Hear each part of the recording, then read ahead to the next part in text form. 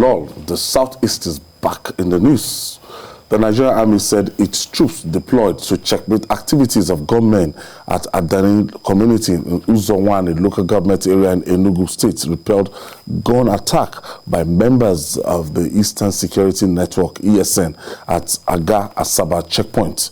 According to a statement by the Director of Army Public Relations, Brigadier General Oyema Nwachukwu, 2 soldiers paid the supreme price during the operation.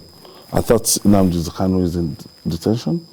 I thought Eastern Security Network, I thought maybe, we discovered that the violence across the Southeast went down a little bit. Just like you, I also had, I was also thinking the same way. Because if you take a look at what the situation looked like in the last 2 weeks or thereabout, we seem to have had some level of calmness and people... Police stations attack reduced, INEC, the offices of INEC around the Southeast. You could say that quite some gains have been made, no doubt about it, in terms of getting the leaders of thoughts and government officials to see what they could do. We've had some level of sanity, no doubt, but you can be sure that in situations like this, you're going to have, remnants all over the place who are still taking instruction from elsewhere. Remember, just like you said, might be in detention, but you have a new man at Radio Biafra, his name, who goes by the name Simon Ekpa, and only this afternoon, he issued a statement saying that leaders, from the Southeast who are not saying anything about Nnamdi Kanu are but, walking dead men. Now, whatever that means, such talks, have a way of, raising even more tension, within the country. Sam, and that is why you have in a better position to answer this question. Yes.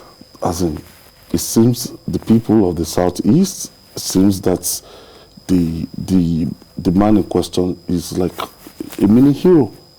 That they approve of his activities. Let us not pretend. The question you want to ask is, does Nnamdi Kanu enjoy great following in the Southeast?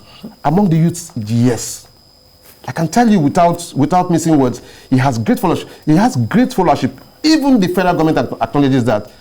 If a man wakes up and says, sit at home, and everybody sits at home, what do you make of that? As the 5 states. Oh, yes. Grounded. So let's not pretend. Does he have such great influence? Oh, yes, he does. Especially among, the youths from that part of the country. Especially they take out time, I can tell you, they take out time to listen to his broadcasts. They take out time. If you tune in and watch the followership, you'll be shocked at the number of persons who tune in when he's making his broadcast. But that is for Nnamdi Kanu. I don't approve of his style. That's the truth. And so many people from that, in terms of his approach, towards the agitation for self-determination, all of us agree that, it's well within anyone's right to seek self-determination. But how do you want to approach it?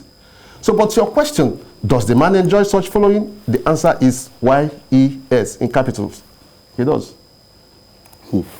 Now, what we are looking at is that the remnant, there's some structure, because my friend Kaide Ogundamisi, at any point in time, I see, when I go on his Facebook page, I have started seeing ESN members carrying RPG test training. I don't know, maybe you've seen that visual before.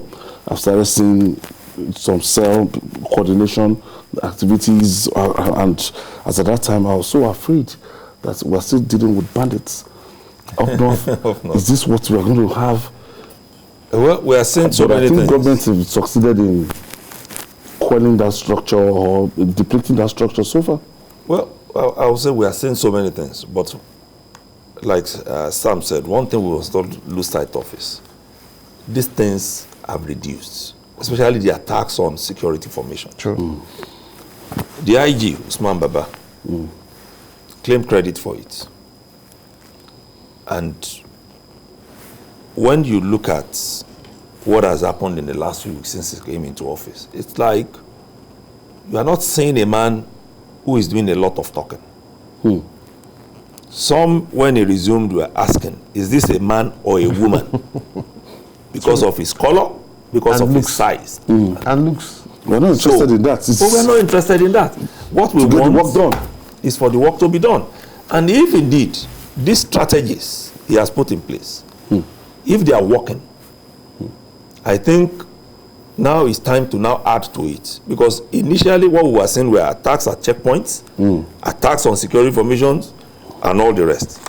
If those of security information stopped and those at the checkpoint stopped, and the one for the checkpoint is returning now, then they need to quickly go back to the drawing board and work on it. Because like we've said so many times on this program, the whole idea is to keep Nigerians at home. People should be scared to go out. That's terror. And that is terror.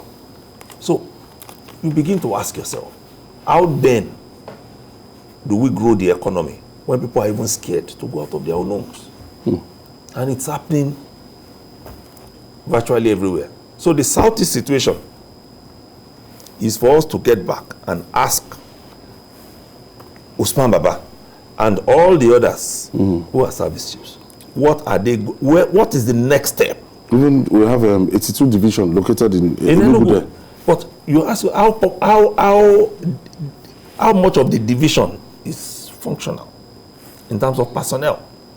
Because where you have a division just in name and not in equipment, in personnel, then it's just a division in name. You must have the requisite number. Under that division, there must also be places where they are servicing with units. You have the division, you still have soldiers in Abia State, you have all reporting to a 2 division in Enugu. Are they fully functional? Those are the issues, because you can't. In the past, we don't hear it that people have the effrontery to confront soldiers. We never had it until now. Soldiers. Even seeing them alone on the street, you are scared. You're scared. Okay. You know? I think Linus is calling us from Okokomaiko in Lagos here. Thank you for joining us, Linus.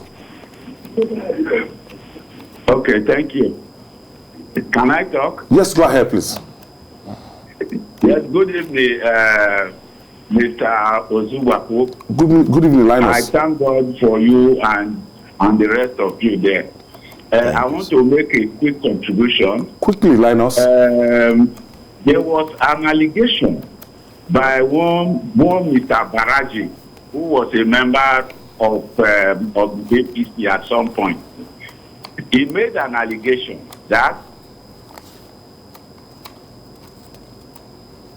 Hello? Okay, lost him. Okay. Okay. Wrapping up on this, we would like to see peace. Absolutely. Back to the southeast. Absolutely. That's a very peaceful state, Imo State. I'm happy that the governor is consolidating. I'm happy that peace has returned, because at a point in time, Imo State was something else. Yeah, and that is why we must, condemn in the very strongest terms, the killing of those soldiers. Yeah. No society will achieve, peace, through, very violent altercations and all that. So we want peace in that place, not just in the southeast, but every part of the country. Across the country. Yes, and that is why when Dotun spoke, he talked about certain takeaways. What strategy has the heads of Nigeria security organizations, used in the southeast? Can this same set of strategies be deployed replicated across the country? So that Sam, we have to leave it there. Yes, and congratulations for that Google Innovation Challenge Awards all over Africa. And congratulations. And Dotun, thank you for your contribution today. Thank you so much. And that's our package today. Join us tomorrow for another episode of the program. And don't forget to join us on Journalist Hangout on Sunday from 1:30 p.m. to 3:30 p.m. for Journalist Hangout on Sunday. We're on YouTube, youtube.com/TVC News Nigeria. I'm Ayodele Zubako saying see you tomorrow, and God bless Nigeria.